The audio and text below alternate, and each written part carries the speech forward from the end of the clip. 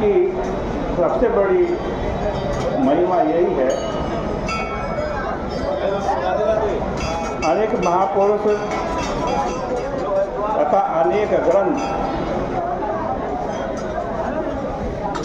और सभी किसी न किसी दृष्टि से विलक्षण है,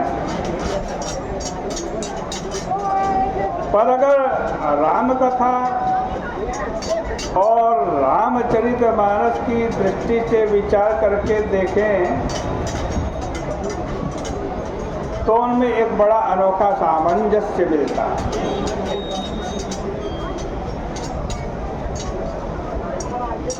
जो जितने पक्ष हैं, चाहे ज्ञान का पक्ष हो, चाहे भक्ति का पक्ष हो, चाहे कर्म का पक्ष हो, चाहे पुरुषार्थ का पक्ष हो, चाहे प्रारब्ध का पक्ष हो, चाहे नीति का पक्ष हो, चाहे प्रीति का पक्ष हो, चाहे स्वार्थ का पक्ष हो और चाहे परमार्थ का पक्ष हो, परंतु विचार करके देखेंगे तो पूरे रामायण में इन सब का सामंजस्य आपको मिलेगा। गोस्वामी जी कहते हैं, आप पक्षी माने पक्षपाती, यदि आप पक्षी हैं यानी आप पक्षपाती हैं तो भी डरिए मत, आइए भगवान श्री राम जी की कथा में बैठ जाइए और फिर देखिए गोस्वामी जी ने सारे पक्षों का सामंजस्य कितनी सुंदरता से किया।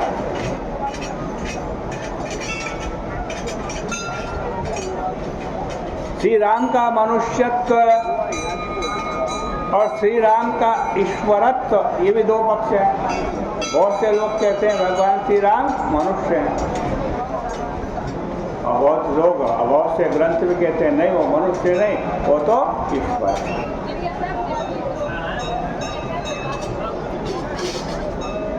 एक जहाँ रामायण की कथा हो रही है, भूल गए,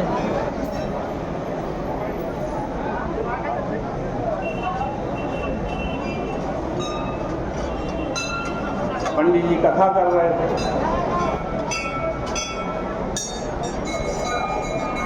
किसी ने प्रश्न कर लिया, वहाँ कोई मंत्री वगैरह आए थे, उनको भी बोलने के लिए कहा गया, तो उन्होंने कहा कि रामायण में और सब बातें तो बहुत अच्छी हैं, लेकिन एक बात समझ नहीं आई। तो क्या बात? उन्होंने कहा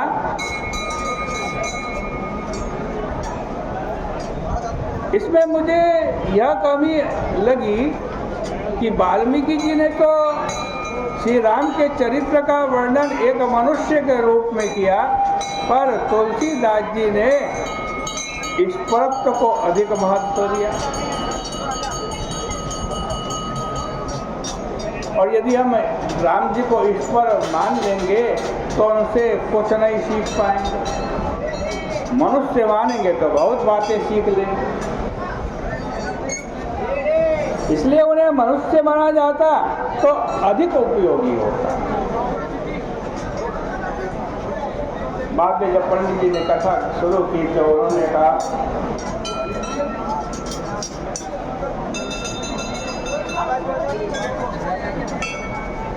कि आप जो ये कह रहे हैं कि अगर राम जी मनुष्य होते तो उनके चरित्र से हम बहुत कुछ सीख लेते। तुलसीदास जी ने उन्हें ईश्वर बना दिया, इससे हम उनसे कुछ नहीं सीख पाए।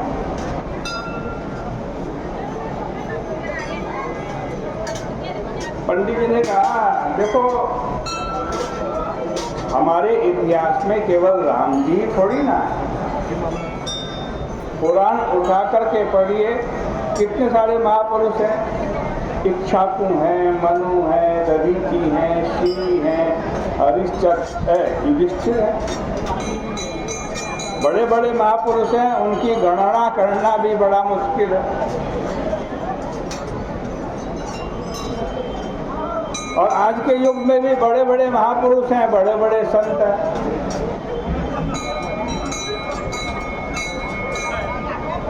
उन्होंने कहा कि इतने सारे महापुरुष, इतने सारे संत आज के भी और पुराने भी, उनसे आप कुछ सीख पाए? जो राम जी को मनुष्य बना करके आप उनसे सीखते।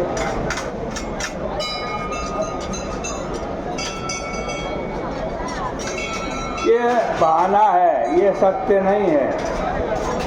यह तो वस्तुतः बिल्कुल व्यर्थ की बात है। श्री राम जी मनुष्य हैं या श्री राम जी ईश्वर हैं? गोस्वामी जी की इस संबंध में क्या मान्यता है, आइए इस पर थोड़ा सा विचार कर लें। गोस्वामी जी ने इस संदर्भ में बड़ी सुंदर बात कही।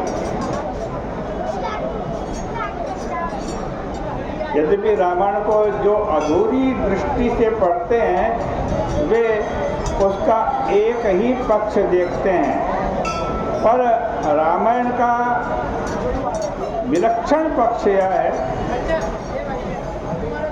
एक और गोस्वामी जी ने बार बार कहा कि भगवान श्री राम साक्षात ईश्वर के अवतार हैं,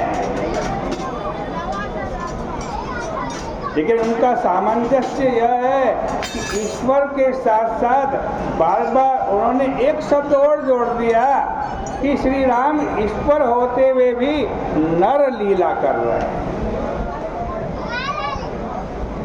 गोस्वामी जी ने इसका निराकरण करने के लिए दो सुंदर शब्द चुने। एक शब्द रामचरितमानस।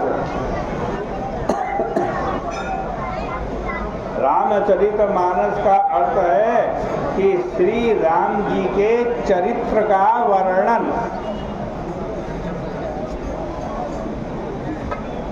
श्री राम जी के चरित्र का वर्णन जिस ग्रंथ में किया गया हो वो क्या है?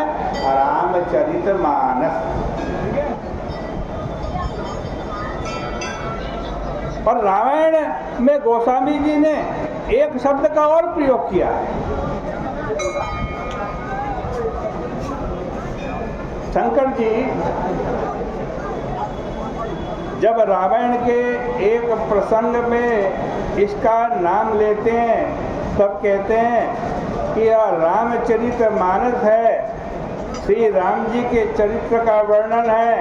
और दूसरे प्रसंग में जब वे पार्वती जी को कथा सुनाने लगे तो यह नहीं कहा कि श्री राम जी का चरित्र सुनो, ये नहीं कहा। क्या कहते हैं शंकर जी पार्वती जी को? गिरजा सुनाऊं राम के लीला, गिरजा सुनाऊं राम के लीला। गिरजा श्री राम जी की लीला सुनो। तो भाई प्रश्न यह है कि ये रामचरितमानस में राम जी की लीला का वर्णन है या चरित्र का वर्णन है? किसका वर्णन? गोस्वामी जी ने इसका बड़ा सुंदर सामंजस्य करते हुए कहा कि जब मनुष्य को दो रूप में दिखाएं तो जब मनुष्य के रूप में भगवान को दिखाएं, प्रभु को किस रूप में दिखाएं? मनुष्य के रूप में। तो भगवान के चरित्र को दिखाएं। और जब ईश्वर के रूप में दिखाएं तो लीला के रूप में दिखाएं। गोस्वामी जी ने इसको एक सूत्र के माध्यम से बड़े सुंदर ढंग से समझाया है, जिसकी चर्चा हम कल के प्रसंग में करेंगे। आज की चर्चा का यही विराम करते हैं।